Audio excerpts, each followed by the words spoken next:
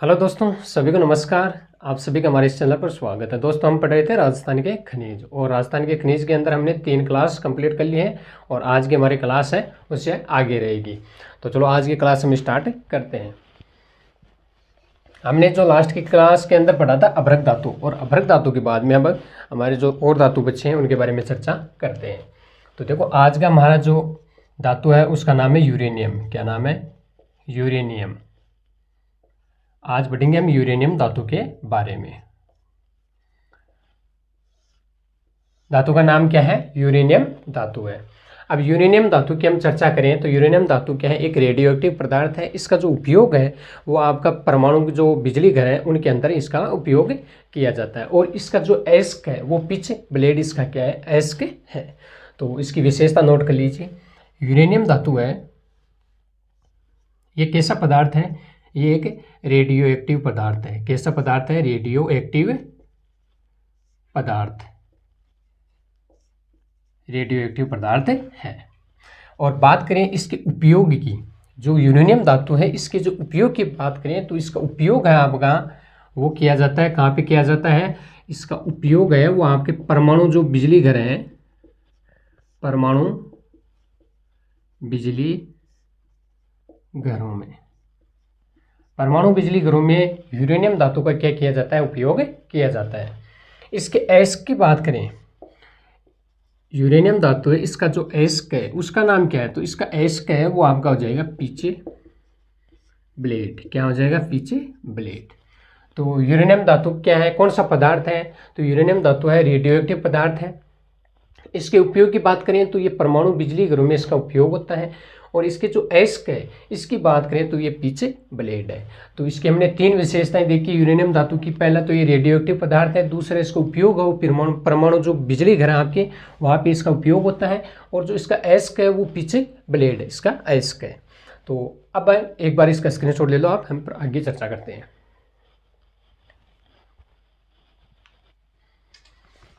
अब हम दूसरा धातु है उसके बारे में चर्चा करते हैं। देखो, इनकी ज़्यादा विशेषता नहीं है, नॉर्मल इनकी विशेषताएं हैं, तो हम एक एक करके पूरे पढ़ लेंगे। हमारा अगला जो धातु है वो बेराइड्स। क्या नाम है? बेराइड्स। बेराइड्स धातु है, इसके बारे में हम चर्चा करेंगे। अब देखो, बेराइड्स धातु है, इसका सर्वाधिक जो उत्पादन है वो आपका कहाँ पे होता है? तो इसका सर्वाधिक उत्पादन है वो उदयपुर जिले के अंदर इसका सर्वाधिक उत्पादन होता है। और जो बेराइड्स धातु है इसका उपयोग की बात करें तो जो आपकी ड्रिलिंग मशीन होती हैं उनमें ड्रिल जो बिट होती हैं उनमें बेराइड्स धातु का क्या किया जाता है? उपयोग किया जाता है। तो इसकी विशेषता नोट कर लो आप भी। इसके उत्पादन की बात करें कि इसका उत्पादन कहाँ पे होता है? सर्वाधिक उत्पादन, तो इसका उत्पादन की बात करें तो उत्पादन इसका होता है उदयपुर में।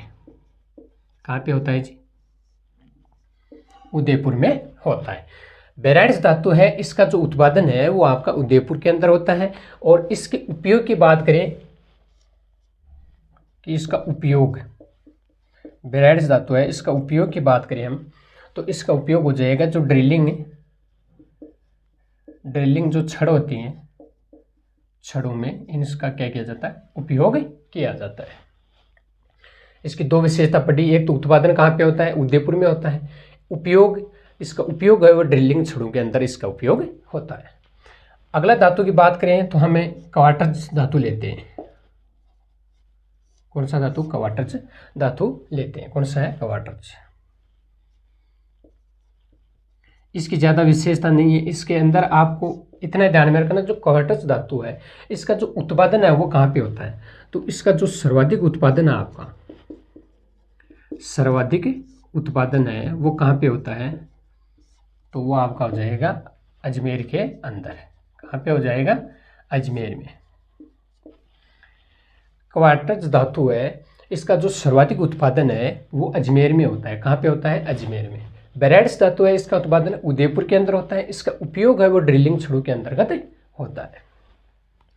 एक बार इनका भी आप स्क्रीनशॉट लीजिए, फिर हम आगे दूसरा धातु है उसके बारे में चर्चा करते हैं। देखो, अब हम आगे और धातु है उसके बारे में चर्चा करते हैं। तो अब हमारा जो आगे है बात करें तो हम चूना पत्थर की बात करेंगे। किसकी बात करेंगे? चूना पत्थर की बात करेंगे।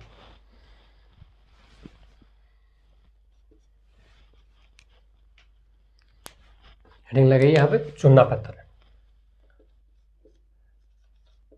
चूना पत्थर, इसकी बात करते हैं। देखो चूना पत्थर की बात करें तो चूना पत्थर है, ये आपकी कौन सी चट्टानों से प्राप्त होता है? तो ये अवसादी चट्टानों से प्राप्त होता है। चूना पत्थर है वो कौन सी चट्टानों से प्राप्त होता है? अवसादी चट्टानों से प्राप्त होता है। इसका जो उपयोग है चूना पत्थर का वो कहाँ पे किया जाता है? तो आपको जो सीमेंट निर्माण है, आपका इस्पात उद्योग है, इनके अंदर इसका क्या किया जाता है? उपयोग किया जाता है।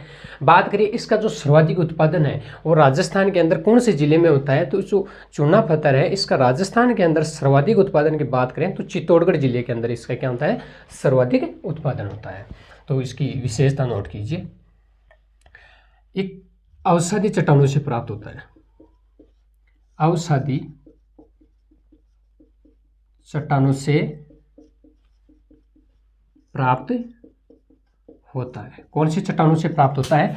अवसादी चट्टानों से क्या होता है? ये प्राप्त होता है।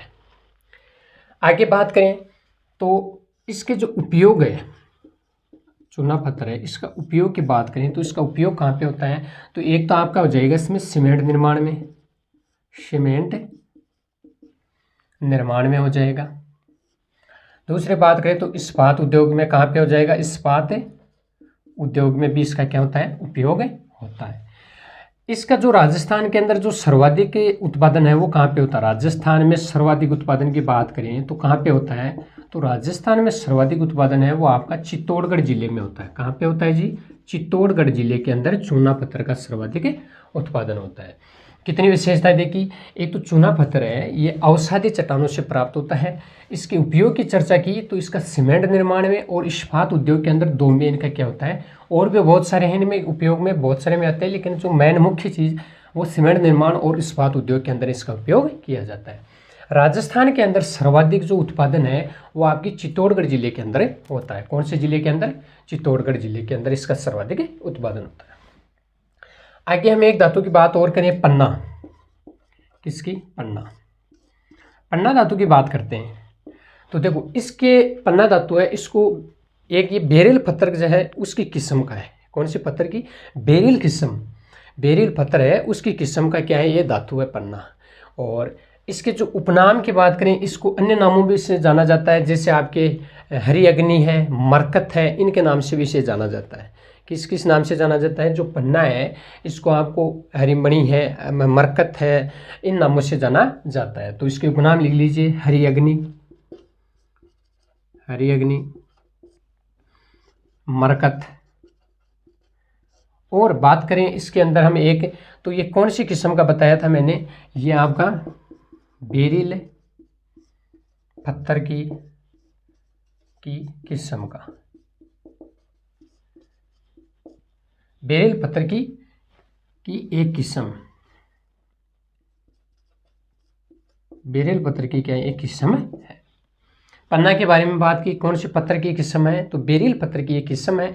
इसको हरि अग्नि भी कहते हैं और मरकत के नाम से भी जाना जाता है। तो इसका स्क्रीनशॉट लो, फिर आगे और धातुओं के बारे में चर्चा करते हैं। देखो चलो अब हम आगे चर्चा करते हैं। देखो अब हम बात करेंगे तांबड़ा धातु की। किसकी? तांबड़ा धातु की बात करते हैं। देखो तांबड़ा धातु है, इसको क्या कहते हैं? फिरोजा भी कहते हैं और लाल रक्त मणि, और आपको इसको क्या कहते हैं? लाल मणि और रक्त मणि के नाम से भी जाना जाता है। तो हेडिंग लगाओ तांबड़ा।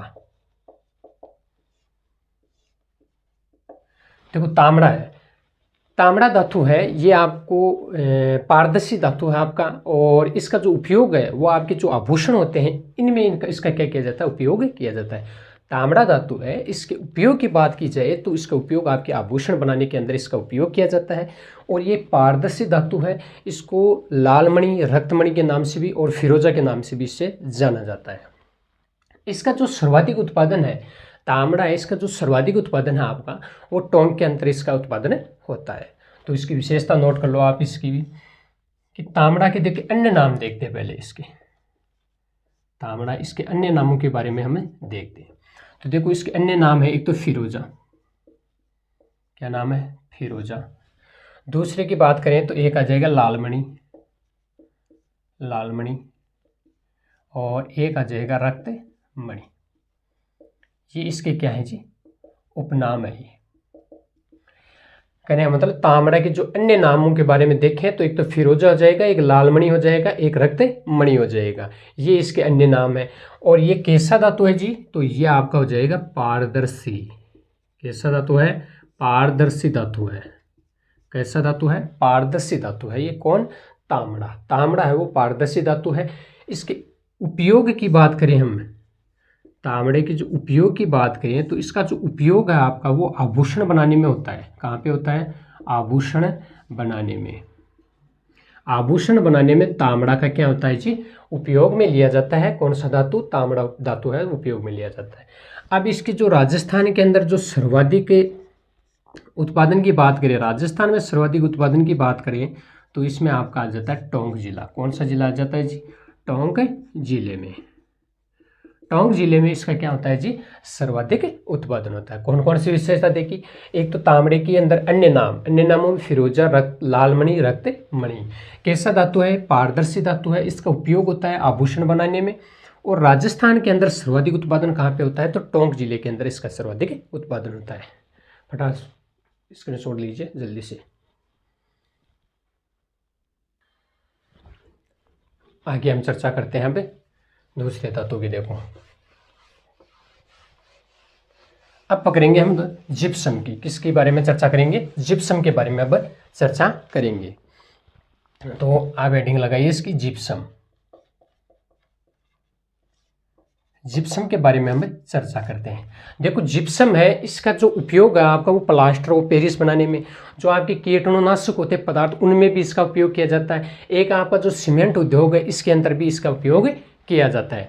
तो जिप्सम का उपयोग कहाँ कहाँ पे किया जाता है, एक तो आपका प्लास्टर ऑफ पेरिस बनाने में किया जाता है, और दूसरा आपके जो कीटाणुनाशक जो भी आपके बनाए जाते हैं, जैसे दवाई वगैरह बनाई जाती हैं, और जो जीवों के लिए, जो फसल के लिए जो भी हम डालते हैं उसके अंदर जो बनाया जाता है उसके अंदर भी जिप्सम का उपयोग किया जाता है। एक किया जाता है आपका सीमेंट उद्योग के अंदर इसका उपयोग किया जाता है। बात करते हैं आगे इसके अंदर, तो इसका जो सर्वाधिक उत्पादन है वो आपका जैसे बीकानेर हो गया, नागौर हो गया, जैसलमेर हो गया, इन जिलों में इसका सर्वाधिक उत्पादन होता है। तो इसकी जो विशेषता है वो नोट कीजिए। तो पहले हम देखेंगे जो जिप्सम है इसके जो अन्य नाम क्या क्या हैं। जिप्सम के जो अन्य नाम है कि इसके अन्य नाम क्या क्या हैं, तो देखो अन्य नाम में एक तो हरसोट हो जाएगा। क्या हो जाएगा, हरसोट। क्या कहते हैं इसको, हरसोट। और एक इसको क्या कहते हैं, सेलखड़ी। सेलखड़ी, ये इसका क्या नाम है, अन्य नाम है। जिप्सम है, इसके जो अन्य नाम है एक तो हरसोट हो गया और एक सेलखड़ी हो गया। बात करते हैं इसके उपयोग की। जिप्सम के जो उपयोग है वो मैंने बता दिए हैं। तो वो उपयोग कौन कौन से में लिया जाता है इसको, तो एक तो आपकी सीमेंट उद्योग में इसका उपयोग किया जाता है। दूसरी बात करें तो इसके अंदर आपका प्लास्टर ऑफ पेरिस बनाने में। और एक आपका हो जाएगा जो कीटाणुनाशक जो पदार्थ बनाए जाते हैं उनमें इसका उपयोग लिया जाता है। इसके जो उत्पादन है, इसके उत्पादन की बात करें कि इसका उत्पादन कहाँ कहाँ पे होता है, तो इसके उत्पादन की हम चर्चा करें तो एक तो आपका हो जाएगा बीकानेर,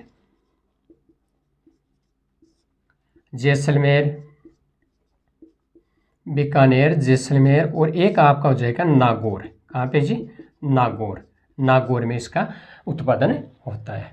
जिप्सम की जो राजस्थान के अंदर जो सबसे बड़ी खान है वो कहाँ पे है, तो वो आपकी हो जाएगी बिसरासर हनुमानगढ़ के अंदर। कहाँ पे है, जिप्सम की सबसे बड़ी खान है वो बिसरासर हनुमानगढ़ के अंदर स्थित है। तो ये भी नोट कर लीजिए, इसके अंदर नोट कीजिए आप कि जिप्सम की सबसे बड़ी खान कहाँ पे है, तो सबसे बड़ी खान है वो आपकी है, इसको आप यहाँ पे लिख लीजिए, नोट 3 नागौर यहाँ पे कर लीजिए। तो इसकी जो है बिसरासर जो आपका कहाँ है, हनुमानगढ़ में।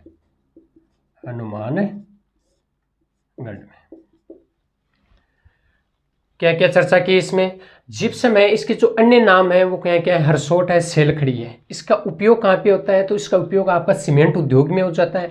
प्लास्टर और पेरिस बनाने में भी इसका उपयोग होता है। कीटाणुनाशक पदार्थ है जो बनाए जाते हैं उनमें भी इसका उपयोग किया जाता है। इसके उत्पादन की बात करें तो इसका उत्पादन आपका बीकानेर, नागौर और जैसलमेर के अंदर इसका क्या होता है, उत्पादन होता है। जिप्सम की सबसे बड़ी खान है वो बिसरासर हनुमानगढ़ के अंदर स्थित है।